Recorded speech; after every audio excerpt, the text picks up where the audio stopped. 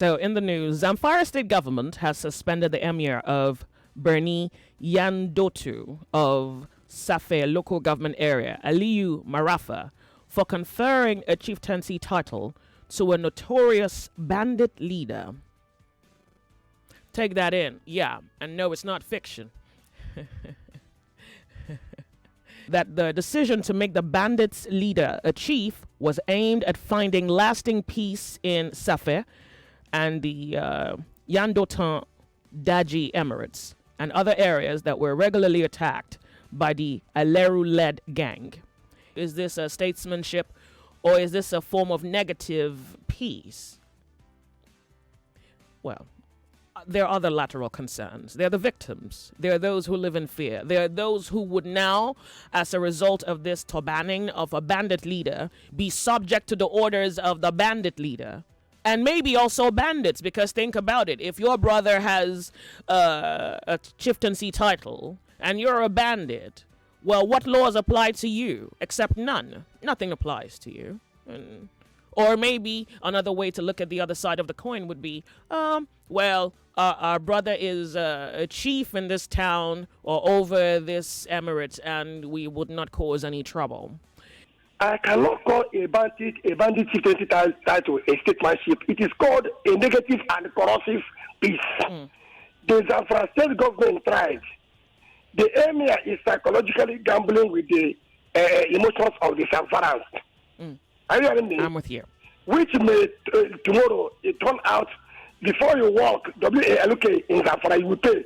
Before you enter your phone, you will pay. Before you pass, you will pay. I condemn the act, and the emir should be grilled and arrested and be asked questions.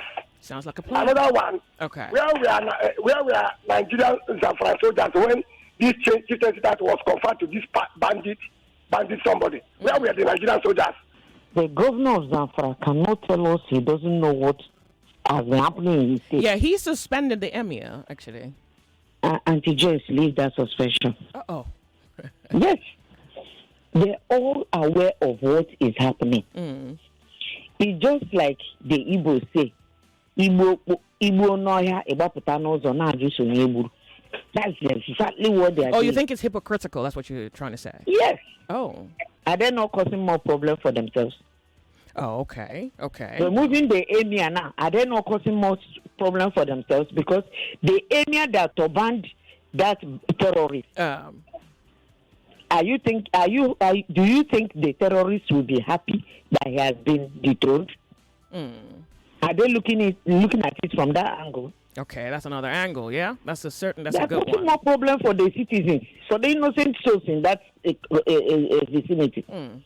Yeah. How I learned is that you should keep miles away from your enemies, not dining with your enemy. Not dining with your enemy. That same enemy you keep close to you may turn to pythons tomorrow to swallow you up.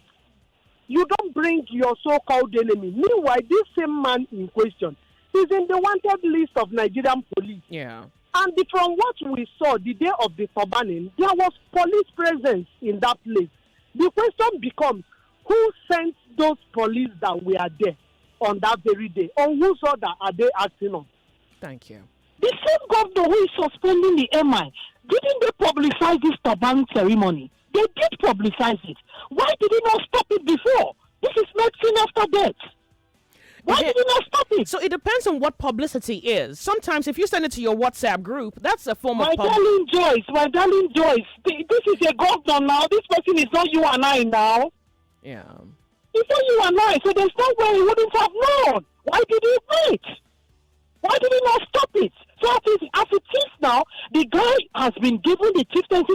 He's been given. They're suspending the MI. Is he gonna come out and undo what he has done? Why didn't you stop it before it happened?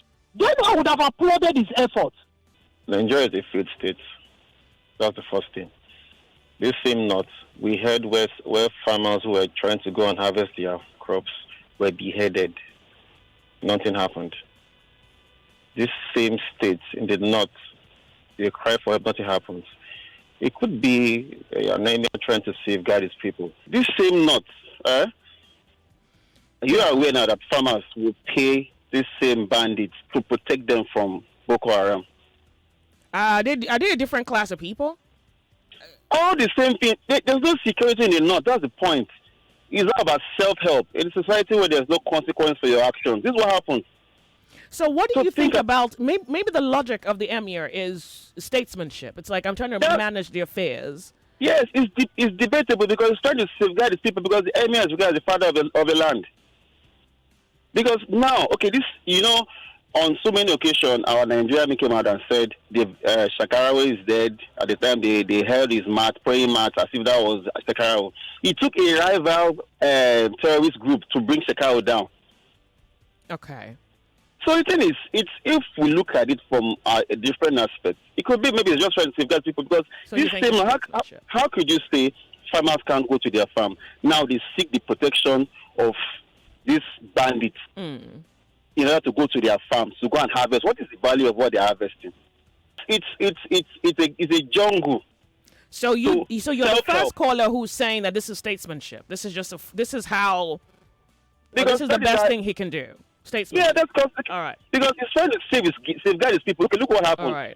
It's been in the papers that at the point everybody should arm themselves. Where you go to get those arms from? So you just say maybe your enemy at the moment. You just have to safeguard yourself and be friends with your enemy at that moment. Maybe later on you cut it off, but for now they have to survive.